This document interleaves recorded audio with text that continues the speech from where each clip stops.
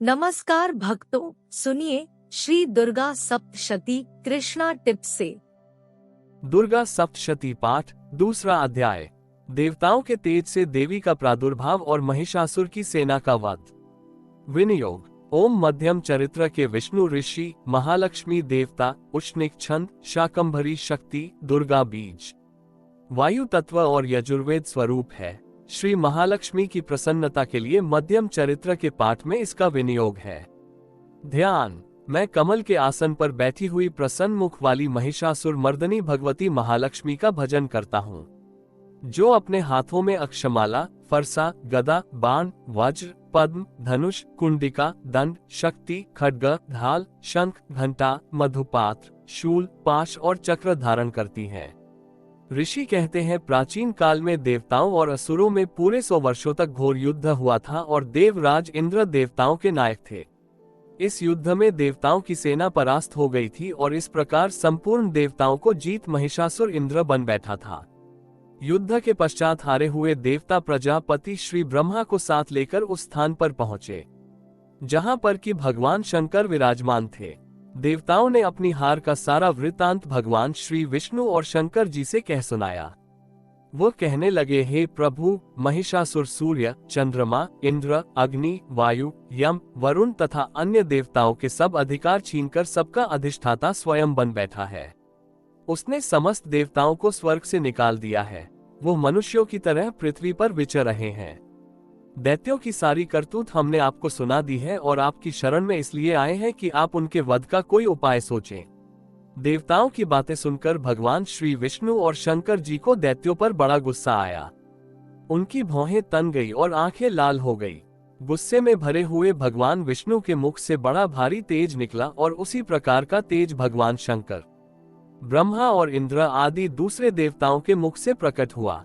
फिर वह सारा तेज एक में मिल गया और तेज का पुंज वह ऐसे दिखता था जैसे कि जाज्वल्यमान पर्वत हो। देवताओं ने देखा कि उस पर्वत की ज्वाला चारों ओर फैली हुई थी और देवताओं के शरीर से प्रकट हुए तेज की किसी अन्य तेज से तुलना नहीं हो सकती थी। एक स्थान पर इकट्ठा होने पर वह तेज एक देवी के रूप में परिवर्तित हो गया और अपने प्रकाश से तीनों लोकों में व्याप्त जान पड़ा। वह भगवान शंकर का तेज था। उससे देवी का मुख प्रकट हुआ। यमराज के तेज से उसके सर के बाल बने। भगवान श्री विष्णु के तेज से उसकी भुजाएं बनी। चंद्रमा के तेज से दोनों स्तन और इंद्र के तेज से जंघा तथा पिंडली बनी और पृथ्वी के तेज से नितंब भाग बना। ब्रह्मा के तेज से दोनों चरण और सूर्य के तेज से उनकी अंगुलियां पैदा हुई। वसुओं के तेज से हाथों की अंगुलियां एवं कुबेर के तेज से नासिका बनी। प्रजापति के तेज से उसके दांत और अग्नि के तेज से उसके नेत्र बने। संध्या के तेज से उसकी भौहें और वायु के तेज से उसके कान प्रकट हुए। इस प्रकार उस देवी का प्रादुर्भाव हुआ था। महिषासुर से पराजित देवता उस देवी को देखकर अत्यंत प्रसन्न हुए। भगवान शंकर ने अपने त्रिशूल में से एक त्रिशूल निकालकर उस देवी को दिया और भगवान विष्णु ने अपने चक्र में से एक चक्र निकालकर उस देवी को दिया। वरुण ने अपने चक्र में से एक चक्र निकालकर उस देवी को दिया। वरुण ने देवी को शंख भेंट किया। अग्नि ने इसे शक्ति दी। वायु ने उसे धनुष और बाण दिए। सहस्त्र नेत्रों वाले श्री दिवारज इंद्र ने उसे अपने वज्र से उत्पन्न करके वज्र दिया और ऐरावत हाथी का एक घंटा उतारकर देवी को भेंट किया। यमराज ने उसे कालदंड में से एक दंड दिया। वरुण ने उसे पाश दिया। प्रजापति ने उस देवी को स्फटिक की माला दी और ब्रह्मा जी ने उसे कमंडलू दिया। सूर्य ने देवी के समस्त रोमों में अपनी किरणों का तेज भर दिया। काल ने उसे चमकती हुई ढाल और तलवार दी और उज्जवल हार और दिव्य वस्त्र उसे भेंट किए और इनके साथ ही उसने दिव्य चूड़ामणि दी। 2 कुंडल, कनकन, उज्जवल अर्धचंद्र, बाहों के लिए बाजूबंद, चरणों के लिए नूपुर, गले के लिए सुंदर हंसली और अंगुलियों के लिए रत्नों की बनी हुई अंगूठियां उसे दी। विश्वकर्मा ने उनको फरसा दिया और उसके साथ ही कई प्रकार के अस्त्र और अभेद्य कवच दिए और इसके अतिरिक्त उसने कभी न कुम्हलाने वाले सुंदर कमलों की मालाएं भेंट की। समुद्र ने सुंदर कमल का फूल भेंट किया। हिमालय ने सवारी के लिए सिंह और तरह तरह के रत्न देवी को भेंट किए। यक्षराज कुबेर ने मधु से भरा हुआ पात्र और शेषनाग ने उन्हें बहुमूल्य मणियों से विभूषित नागहार भेंट किया। इसी तरह दूसरे देवताओं ने भी उसे आभूषण और अस्त्र देकर उसका सम्मान किया। इसके पश्चात देवी ने उच्च स्वर से गर्जना की। उसके इस भयंकर नाद से आकाश गूंज उठा। देवी का वो उच्च स्वर से किया हुआ सिंहनाद समा न सका। आकाश उनके सामने छोटा प्रतीत होने लगा। उससे बड़े जोर की प्रतिध्वनि हुई, जिससे समस्त विश्व में हलचल मच गई और समुद्र कांप उठे, पृथ्वी डोलने लगी और सबके सब पर्वत हिलने लगे। देवताओं ने उस समय प्रसन्न हो सिंह वाहिनी जगतमयी देवी से कहा, देवी तुम्हारी जय हो। इसके साथ महर्षियों ने भक्ति भाव से विनम्र होकर उनकी स्तुति की। संपूर्ण त्रिलोकी को शोक मग्न देखकर दैत्यगण अपनी सेनाओं को साथ लेकर और हथियार आदि सजाकर उठ खड़े हुए। महिषासुर के क्रोध की कोई सीमा नहीं थी। उसने क्रोध में भरकर कहा, ये सब क्या उत्पात है। फिर वह अपनी सेना के साथ उस ओर दौड़ा जिस ओर से भयंकर नाद का शब्द सुनाई दिया था, और आगे पहुंचकर उसने देवी को देखा, जो कि अपनी प्रभा से तीनों लोकों को प्रकाशित कर रही थी। उसके चरणों के भार से पृथ्वी दबी जा रही थी। माथे के मुकुट से आकाश में एक रेखा सी बन रही थी और उसके धनुष की टंकोर से सब लोग क्षुब्ध हो रहे थे। देवी अपनी सहस्त्रों भुजाओं को संपूर्ण दिशाओं में फैलाए खड़ी थी। असिलोमा नामक असुर 5 करोड़ सैनिकों को साथ लेकर युद्ध करने लगा। वाशकल नामक असुर 60 लाख असुरों के साथ युद्ध में आ डटा। विडाल नामक असुर 1 करोड़ रथियों सहित लड़ने को तैयार था। इन सबके अतिरिक्त और भी हजारों असुर हाथी और घोड़े साथ लेकर लड़ने लगे, और इन सबके पश्चात महिषासुर करोड़ों रथों, हाथियों और घोड़ों सहित वहां आकर देवी के साथ लड़ने लगा।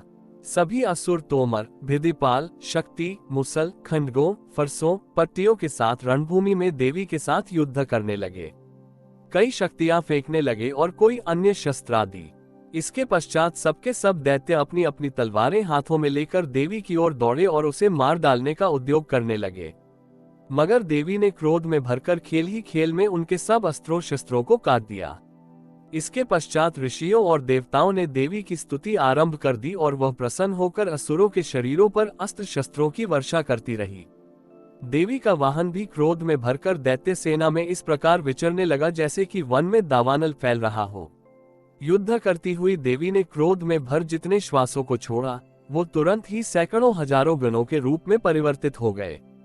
फरसे, भिदिपाल, खड्ग तथा पट्टिश इत्यादि अस्त्रों के साथ दैत्यों से युद्ध करने लगे। देवी की शक्ति से बड़े हुए वो गण दैत्यों का नाश करते हुए रोल, शंख व मृदंग आदि बजा रहे थे। तदनंतर देवी ने त्रिशूल, गदा, शक्ति, खड्ग इत्यादि से सहस्त्रों असुरों को मार डाला। कितनों को घंटे की भयंकर आवाज से ही यमलोक पहुंचा दिया। कितने ही असुरों को उसने पास में बांधकर पृथ्वी पर धर घसीटा। कितनों को अपनी तलवार से टुकड़े टुकड़े कर दिए और कितनों को गदा की चोट से धरती पर सुला दिया। कई दैत्य मूसल की मार से घायल होकर रक्त वमन करने लगे और कई शूल से छाती फट जाने के कारण पृथ्वी पर लेट गए और कितनों की बांध से कमर टूट गई। देवताओं को पीड़ा देने वाले दैत्य कट कट कर मरने लगे। कितनों की बाहें अलग हो गई, कितनों की ग्रीवाएं कट गई, कितनों के सिर कटकर दूर भूमि पर लुढ़क गए, कितनों के शरीर बीच में से कट गए और कितनों की जंघाएं कट गई और वो पृथ्वी पर गिर पड़े। कितने ही सिरों व पैरों के कटने पर भी भूमि पर से उठ खड़े हुए और शस्त्र हाथ में लेकर देवी से लड़ने लगे, और कई दैत्यगण भूमि में बाजों की ध्वनि के साथ नाच रहे थे। कई असुर जिनके सिर कट चुके थे, बिना सिर के धड़ से ही हाथ में शस्त्र लिए हुए लड़ रहे थे। दैत्य रह रहकर ठहरो ठहरो कहते हुए देवी को युद्ध के लिए ललकार रहे थे। जहां पर यह घोर संग्राम हुआ था, वहां की भूमि रथ, हाथी, घोड़े और असुरों की लाशों से भर गई थी, और असुर सेना के बीच में रक्तपात होने के कारण रुधिर की नदियां बह रही थी। और इस तरह देवी ने असुरों की विशाल सेना को क्षण भर में इस तरह से नष्ट कर डाला, जैसे तृण और काठ के भारी ढेर को आग कुछ ही क्षणों में भस्म कर देती है। और वह सिंह भी गर्दन के बालों को हिला हिलाकर जोर जोर से गर्जना करता हुआ दैत्यों के शरीरों से मानो उनके प्राण चुने लेता था। वहां देवी के गणों ने भी उन महादैत्यों के साथ ऐसा युद्ध किया, जिससे आकाश में खड़े हुए देवतागण उन पर बहुत संतुष्ट हुए और फूल बरसाने लगे। इस प्रकार श्री मार्कंडेय पुराण में सावर्णिक मनवंतर की कथा के अंतर्गत देवी महात्म्य में महिषासुर की सेना का वध नामक दूसरा अध्याय पूरा हुआ। इति श्री दुर्गा सप्तशती दूसरा अध्याय संपूर्ण।